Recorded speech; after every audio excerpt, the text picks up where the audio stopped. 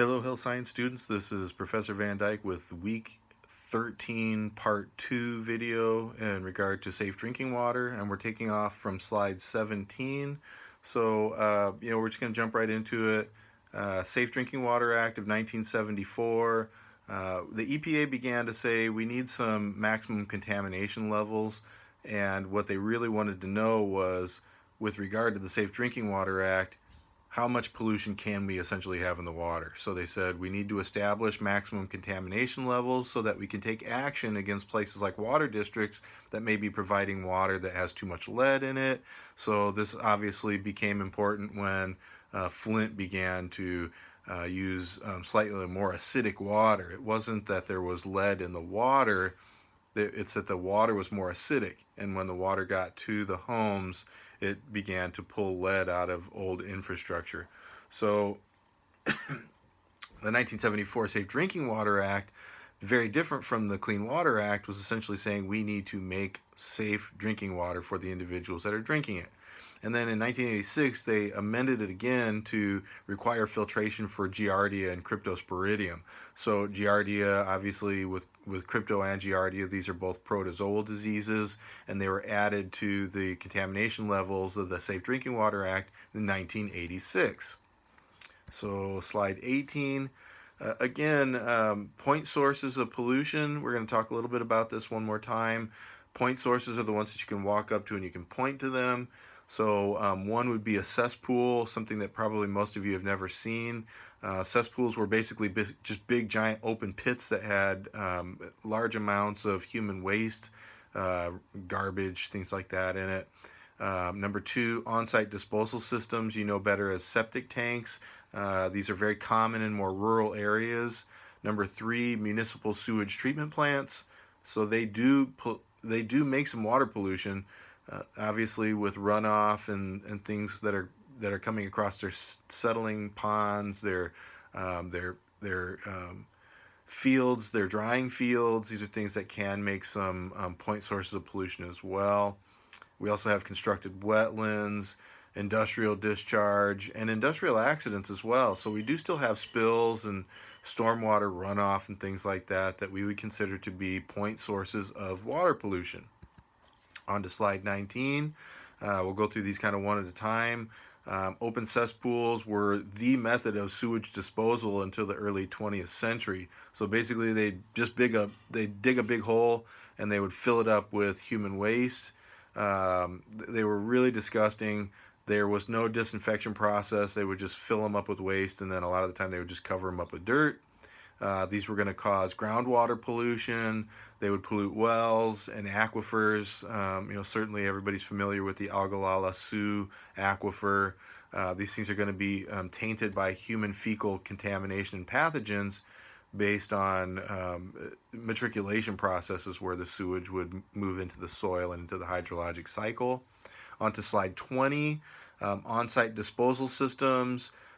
Tanks usually start at about 750 gallons and need to be cleaned out every 3 to 5 years. You have to perform a percolation test to see if water will actually go into the soil.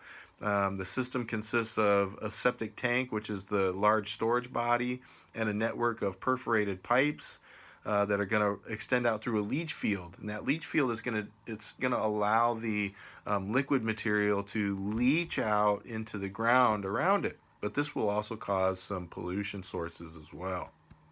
Slide 21, sewage treatment plants, also known as publicly owned treatment works. So about 70% of the population is on POTWs, publicly owned treatment works, and the other 30 are going to be on on-site disposal systems, which are the septic tanks. So about 70% of the population is currently served by publicly owned treatment works. So a lot of municipal sewage is going to be washing into these. It's going to be cleaned out of fecal matter, urine, wastewater from things like laundry, which we call gray water, from bathing and garbage disposal, grinding, dishwashing, and things like that. So there are a lot of water sources that are feeding into municipal sewage treatment plants, these publicly owned treatment works. So they're designed to catch up this water and do everything they can to clean it as best as possible, and then this water ends up going out into the purple pipes, which is used for irrigation. So you definitely do not want to drink that water. So slide 22, sewage treatment systems. This is a system that is crisscrosses the underground, takes water, sewage water from every home and neighborhood, and takes it to a sewage treatment plant. So that system is that network of sewage containing pipes that connect all these different sources, homes and businesses, and it's going to pull it from these homes and businesses and take it to a central processing center called a wastewater treatment plant. So the incoming sewage is going to be called influent, where the outgoing sewage that's going to be leaving your house is called effluent. So kind of an important term. So as it's coming into the sewage treatment plant, it's called influent coming in, and then outgoing is called effluent, which is the material that's leaving your house or your business. Slide 23. So if you have a sewage treatment plant, they're going to use primary, secondary, and tertiary methods for cleaning that water. And this is something that is really fun to see if you ever get a chance to visit a sewage treatment plant. You'll see all of this in place. So primary methods for sewage treatment include physical means and mechanical processes. So what they're going to use is they're going to use a bar screen to remove the large, big floating objects like fecal matter and things like that. And then they're going to use grinding to reduce the size of the materials that are floating around in the water. So they'll grind it up. They'll use the bar to sweep across it to pick up all the big objects, and then they'll put it into a grit chamber to settle through sand and gravel. This is going to utilize the sedimentation process, and it's going to separate out the water from the solid materials. So from the primary method alone, you're going to see that the result is going to be about 50% reduction in suspended solids, and about 25% of biochemical oxygen demand is going to be reduced just from this process alone. So it's taking that heavy contamination out of the water through a physical and mechanical means. So on to the secondary treatment. Secondary treatment is going to be physical, and it's also going to be biological. So the secondary is going to pull in a biological method by utilizing bacteria that's covered in sludge and slime, and also going to use some specific things. So with the secondary process, you're going to have what's called a trickling filter, and this is going to be a bed of crushed rock, like stone that's going to be covered in a microbial slime. The bacteria, protozoans, and the nematodes, etc., and they're going to absorb that organic material. So whatever's in the water that's organic is going to be absorbed into this microbial slime. And then a second step in the secondary treatment process is called activated sludge, and this is going to involve water, the sewage that's going to be seeded with this bacteria-laden sludge, and it's going to be pumped very rapidly for about 4 to 10 hours. And that's going to allow for more absorption of colloidal and suspended solids. So they're going to take the sludge and they're going to put it in the sewage and they're going to pump it around very rapidly. And it's going to absorb the pollutants essentially. So this is going to result in a big jump up. So about 90% of the suspended solids are going to be removed from the water. And then again, the biochemical oxygen demand is going to be reduced even further by the secondary process. Now, after the secondary process, I mean, your water at this point is about 90% clean, and the biochemical oxygen demand is reduced. But then we're going to move on to a tertiary process as well. So tertiary, as you remember, means third. So this tertiary treatment is going to be a combination of different methods. So we're going to use physical methods, chemical methods, and biological methods to remove more pollutants like nitrates and phosphates, organic chemicals, and it's also going to diminish the biochemical oxygen demand in the water. So some of the things we can use is like chemical coagulation processes by using things like alum. We can use additional filtration processes, sedimentation by putting it in a lagoon and letting some of the additional suspended solids and pollutants sediment out, so they'll basically just sink to the bottom because they weigh more than the water. We can use oxidation ponds and aerating lagoons. We can use foam separators and air stripping. Reverse osmosis is a very popular method that's very costly. So it's generally used in more like in homes and things like that, but it can be used in surface water treatment plants and publicly owned treatment works as well. Electrodialysis, oxidation, and then you can also utilize land applications for tertiary methods. So you're gonna use these chemicals to treat, but you're also going to have sedimentation and natural processes as well, these physical processes. So with tertiary treatment, you're going to end up with a result of about 99% reduction in the suspended solids and biochemical oxygen demand. So at this point, this water is very, very pure. But because it's 99% reduced from the pollutants in the water, this is one of the reasons that water that comes from a publicly owned treatment works cannot be used as a drinking water source, thankfully. So again, with more tertiary methods on slide 26, we can also utilize disinfection like chlorination. This is very good against killing bacteria, but it's expensive. And it also produces trihalomethanes, which have been known to be carcinogenic. Now, if you want a fascinating story, look up a story about an individual named John Leal, L-E-A-L. And this individual was obviously a pioneer in water quality, because basically what he did, he didn't have a background in much. He was kind of a self-educated individual that did have some college experience, but wasn't a doctor. He wasn't an advanced chemist. He wasn't a biochemist or anything like that.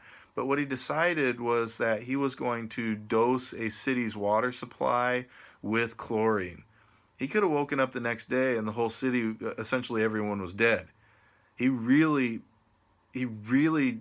took a chance, and he is a pioneer in regard to public health, water quality, and things of that nature. He was very interested in it because his dad died from waterborne disease during the Civil War. So again, John Leal is a name that is virtually lost to time, but is responsible for reducing deaths by the millions associated with waterborne diseases because he put chlorine in the water. So check it out, John Leal, L-E-A-L.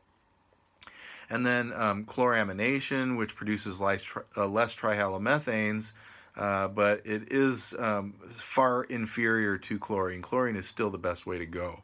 You can also utilize ozonation, which is good against protozoans, doesn't leave a residual, and this is going to be used by bottled water companies very regularly. So you can also use chlorine dioxide or granular activated carbon, which is really good at removing synthetic organic materials, but it's more expensive. Now, here's the thing, okay? Water that comes from a faucet in your home that is run through a filter, like a Brita filter, okay? The Brita filter and other filters are going to have granular activated carbon in them. So every once in a while you use your Brita filter and you'll see little tiny black specks. That's that carbon, okay? It's basically little tiny pieces of charcoal, all right? This stuff is actually really good for you. If you got poison ivy, sometimes they would actually use granular charcoal to treat that because it pulls toxins out of your body.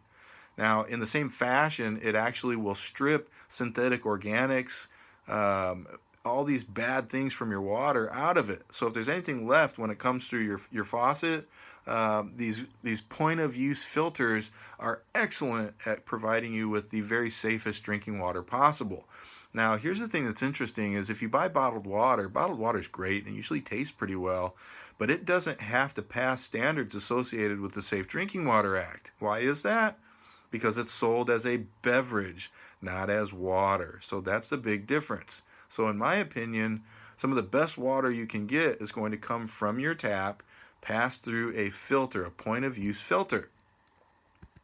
So slide 27, This is in dealing with sludge management. So what do we do with the sludge from a surface water treatment plant or a sewage treatment plant, a publicly owned treatment works? So before the treatment sludge is about 99% water, and it's going to go through this treatment process to remove that water so that it doesn't become a part of the waste stream. So it's treatment through a coagulation, like using alum, and this is a chemical process that's going to pull the water out. And then it can also be put onto sand beds, which is a mechanical process that's also designed to absorb that water out of the sludge itself. And then what do we do with the sludge?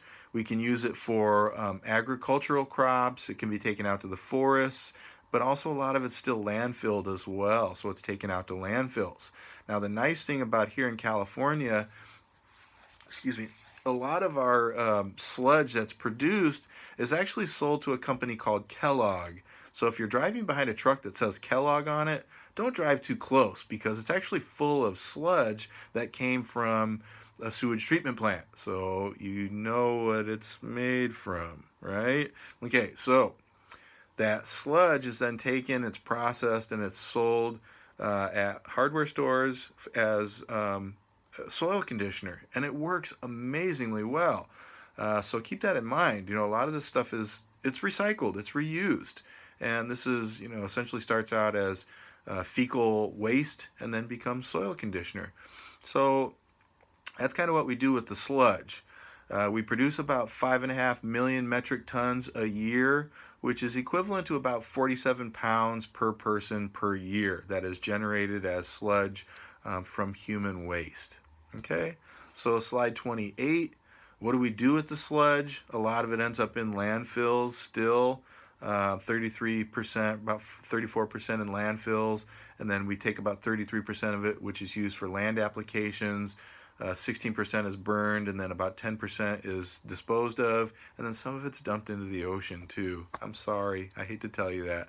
But that was in 1988, so things have kind of slowed down a little bit because we are using a lot of it in that soil conditioner. So if you can make money off of something that you used to have to dump in the ocean, that's a big deal. And I always tell people, if you want to find a way to get rich, find something that no one wants and find a good use for it. And I'll talk about used tires when we get to solid waste disposal. Not today.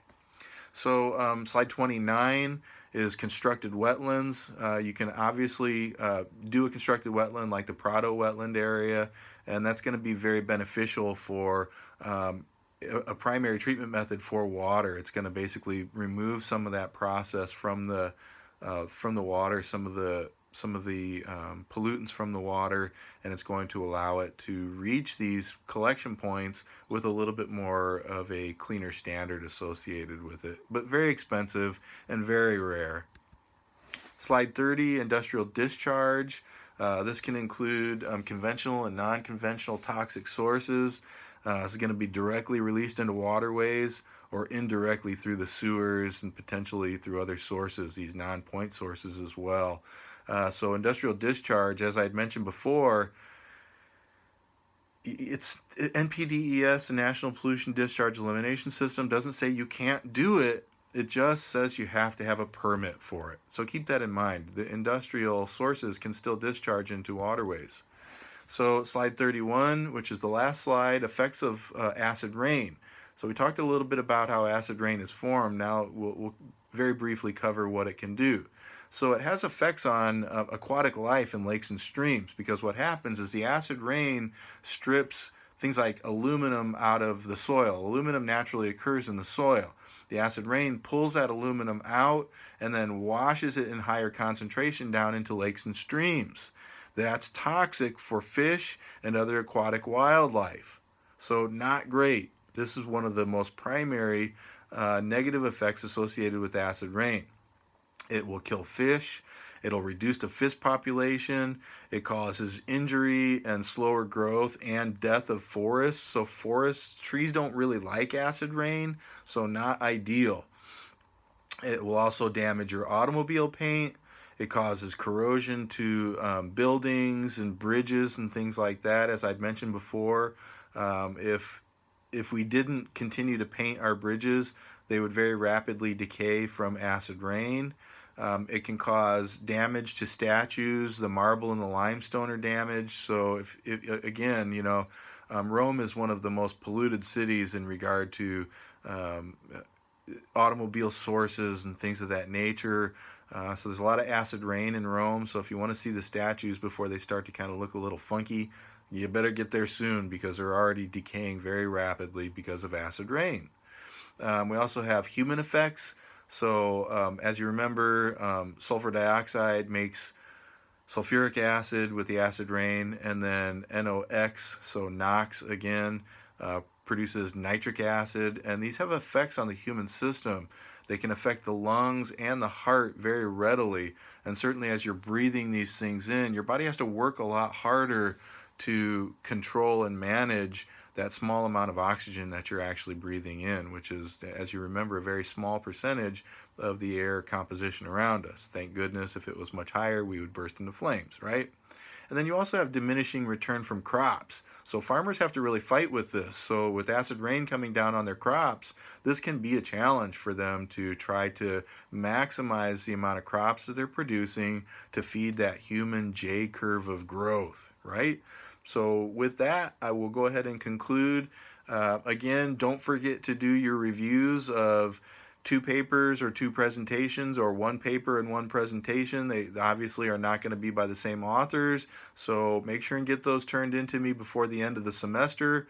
And with that, have a wonderful week. Keep your questions coming to me at william.vandyke@csusb.edu. And again, you guys did great on your papers and your presentations. I'm still waiting for a few here and there. Don't wait. Get them turned in if you're going to turn them in.